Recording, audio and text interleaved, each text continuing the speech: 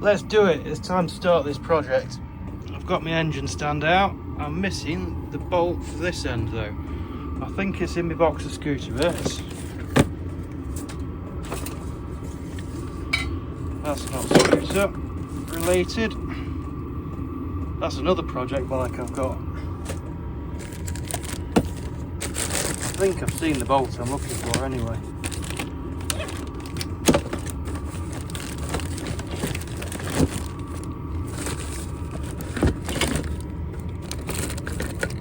This. Yeah, that's the bit I need for this end. Let's get the engine out of the frame. Now then, as far as I remember, to get the engine out of the frame, first off, we've got the exhaust under there. We've got gear cables, we've got a throttle cable down there, a choke cable. Then we've got the oil feed for the auto lube. We've got the petrol pipe. Oh, that comes in the bottom of the airbox. Air bellows. And then a little bit of wiring. Then we've got, literally, to hold it in the frame, we've got a main bolt in there. And a suspension bolt down there. So there's the carburetor end all disconnected. I'm tempted to replace the fuel pipe while it's off. It's not even a year old, but it's like gone from silicone rubber to hard plastic. And I try my best. I think there's maybe once when it's had E10 fuel in it, but that is like hard plastic now. Then we've got throttle cable, choke cable, oil feed for the auto lube. We've then got a couple of earth leads, one to the engine block, one to the starter motor, because this is an electric start model. Then there's 3 electrical connectors. Now I've got the gear box, gear selectors come off. What I'd probably do is unbolt the selector box, take it off, and then leave the cables actually connected to the selector box. Save messing around with them. What I forgot to mention, right underneath somewhere, we've got a brake cable and we've got a clutch cable to take off as well. Okay, I'll admit it's taken me a lot longer than I thought it would. Just because I haven't got a great deal of room to get into. Try and get the light on it. Clutch and brake ones means lying on the floor on my side. Also the exhaust bolt that goes through that bit, that was quite awkward to get out. I forgot you got to take the wheel off to get that out. But finally I'm on the last bolt, so I'm going to sit up, find my big sockets, take the main engine bolt out, and then the engine will be loose. And that, my friends, is a Vespa PX 125 engine. Let's get it on the bench in its stand, and I think one of the first things is going to be clean the thing up, because look at that. Manky.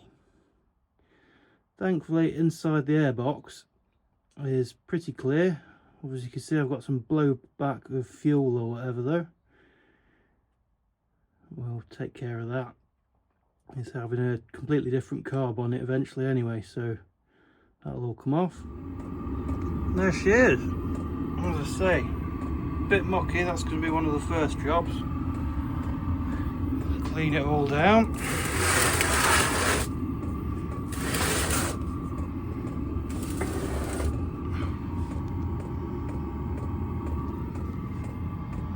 Now the shifter box had some water in it when I took that off, so we give that a good clean out as well.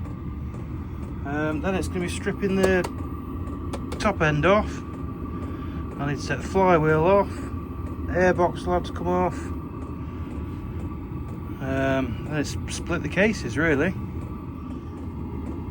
Starting getting a few bits off now. CDI's off, that's nice and easy.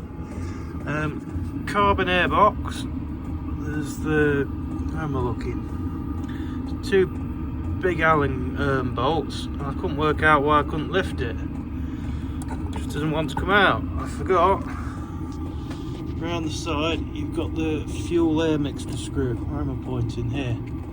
That needs to come out. But to get that out, you need to take the starter motor off. So let's take that off.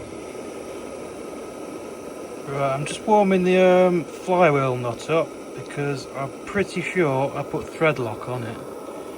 So I want to just warm that up so that it comes off nice and clean.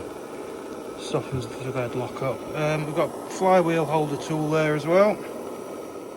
And I've got an AliExpress impact gun. So let's see if it works.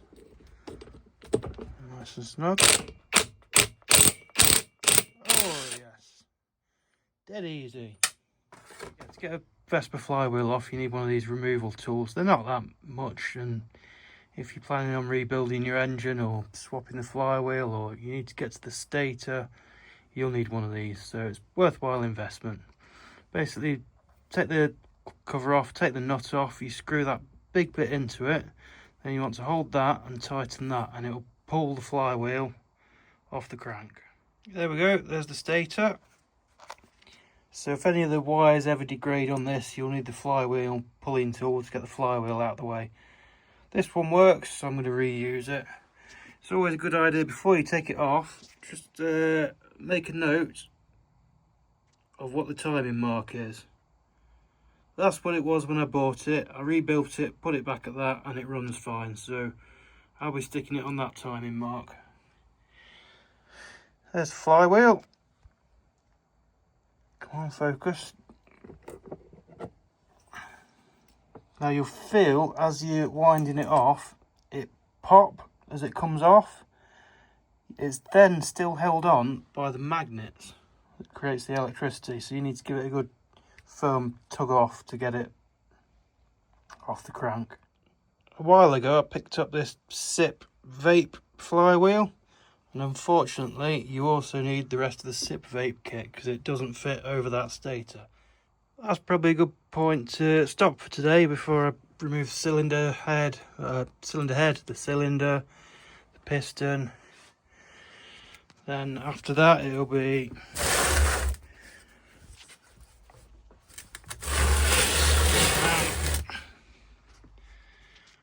clutch. Why does that one look loose already? It's a bit odd. Anyway, clutch cover off, clutch off. Just basically press the crank out from this side. I made this cap last time I rebuilt it just to keep any dirt out of the rotary valve. So yeah, next time it'll be splitting the cases and pressing the crank out.